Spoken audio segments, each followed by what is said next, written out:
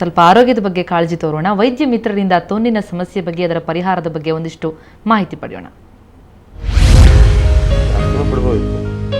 ತೊನ್ನು ಅಥವಾ ಬಿಳಿ ಚರ್ಮದ ಸಮಸ್ಯೆ ಇತ್ತೀಚಿನ ದಿನಗಳಲ್ಲಿ ಸಾಮಾನ್ಯವಾಗಿ ಬರುವಂತಹ ಒಂದು ಚರ್ಮಕ್ಕೆ ಸಂಬಂಧಪಟ್ಟಂತಹ ಸಮಸ್ಯೆ. ಇದನ್ನ ನಾವು ಆಟೋಇಮ್ಯೂನ್ ಡಿಸಾರ್ಡರ್ ಅಂತ ಕರಿತೀವಿ. ಅಂದ್ರೆ ಸ್ವಯಂಕೃತವಾಗಿ ಯಾವುದೇ ಸೂಚನೆ ಇಲ್ಲದೆ ಚರ್ಮದ ಕಣಗಳಲ್ಲಿ ಮೆಲನಿನ್ ಅನ್ನೋ ಪಿಗ್ಮೆಂಟ್ ಅಥವಾ ರಸಾಯನದ ಕೊರತೆ ಕಾಣಿಸ್ಕೊಳ್ಳೋಕೆ ಶುರುವಾಗುತ್ತೆ. ಹಾಗಾಗಿ ಚರ್ಮದಲ್ಲಿ ಅಲ್ಲಲ್ಲೇ ಬಿಳಿ ಮಚ್ಚೆಗಳು ಬರೋದಕ್ಕೆ ಶುರುವಾಗುತ್ತೆ. ಇದೇ ತರ ಕೆಲ ಮಕ್ಕಳಲ್ಲೂ ಸಹ ಬರುತ್ತೆ ಬಿಳಿ ಮಚ್ಚೆ.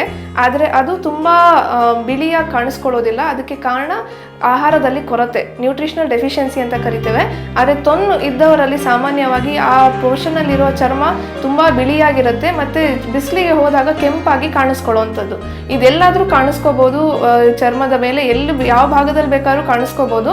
ಆದರೆ ತೊನ್ನು ಇದ್ದವರಲ್ಲಿ ಈ ಸಮಸ್ಯೆ ಬೇಗ ಹರಡೋದಿಕ್ಕೆ ಶುರುವಾಗುತ್ತೆ. ಅಂದ್ರೆ ಸಣ್ಣದಾದ ಮಚ್ಚೆ ಬೆಳೆಯೋದಿಕ್ಕೆ ಶುರುವಾಗುತ್ತೆ. ಹಾಗೆ ಬೆಳೀತಾ ಬೆಳೀತಾ ಇಡೀ ಚರ್ಮದಲ್ಲಿ ಮೆಲನಿನ ಕೊರತೆ ಕಾಣಿಸ್ಕೊಳ್ಳೋದ್ರಿಂದ ನಾರ್ಮಲ್ ಅಥವಾ ಸಾಮಾನ್ಯವಾಗಿ ಕಾಣಿಸ್ಕೊಳ್ಳುವಂಥ ಚರ್ಮದ ಬಣ್ಣ ಕಾಣಿಸ್ಕೊಳ್ಳೋದಿಲ್ಲ.